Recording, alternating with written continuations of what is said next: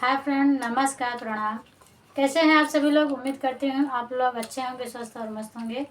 मैं पूनम गुप्ता अपने RP Gupta YouTube channel पर आप सभी का तहे दिल से स्वागत करती हूँ। और मैं आज आप सभी के बीच में एक बहुत ही प्यारा सुंदर सा तुलसी विवाह गीत लेकर आए हूँ। गीत अच्छा लगे तो प्लीज़ लाइक कमेंट शेयर ज़रूर करिएगा। चैनल पर जो नए आए हो चैनल को सब्सक्राइब करिएगा और कमेंट बॉक्स में ज़रूर बताना कि मेरा गीत कैसा है। तो आइए हम सुनाते हैं अपने इसे गीत को। हथवा मालाई के चुनारिया तुलसी नहाय चलली हो, सखी रहिया माँ मिली गाय राधे जी दिलवा के बात पूछई हो, सखिया रहिया माँ मिल गईले कान्हा जी तो दिलवा के बात पूछई हो। कहाँ पैलो सिरवा के सेंदूरा तो कहाँ पैलो चुनरे हो, तुलसी कहाँ पैबू सुंदर सजनवा तो पहुआ महावर हो, तुलसी कहाँ पैबू सुंदर सजनवा तो पहुआ महावर हो। काना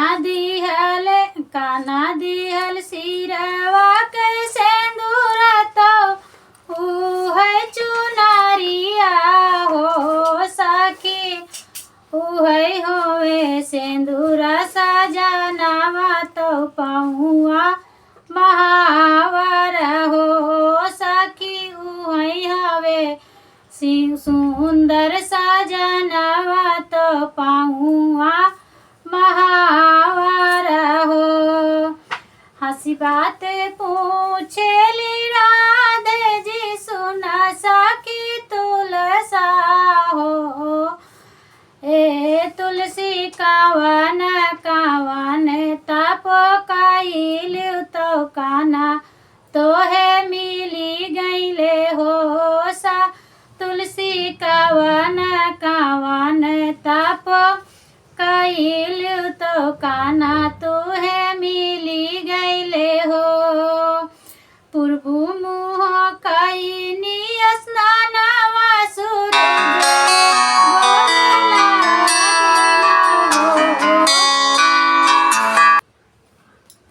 पूर्वु मुँह कइनी स्नानवा सूरज पैया लागिन हो, राधे पश्चिम मुँह कइनी स्नान भोला जी के गोहराइनी हो, राधे पश्चिम मुँह कइली स्नान भोला जी मनाइली हो।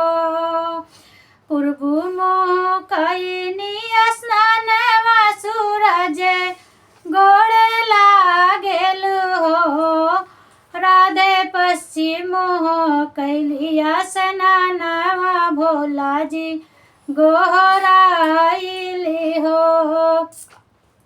उत्तर मुँह कइली स्नानवा तो गंगा माई के ध्यान लगौली हो, राधे दक्षिण मुँह कइली स्नानवा बजरंग बली मनावेली हो,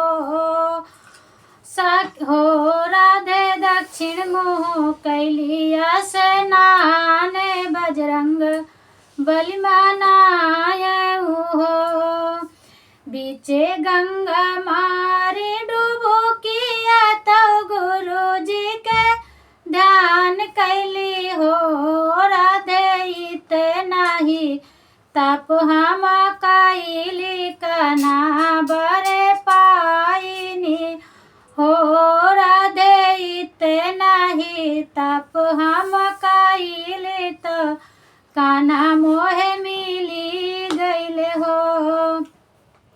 हथवा मालाई के चुनारिया तो तुलसी नहाय चलली हो, सखी रही रहिया माँ मिली गईल राधे जी दिला वाके बात पूछी हो।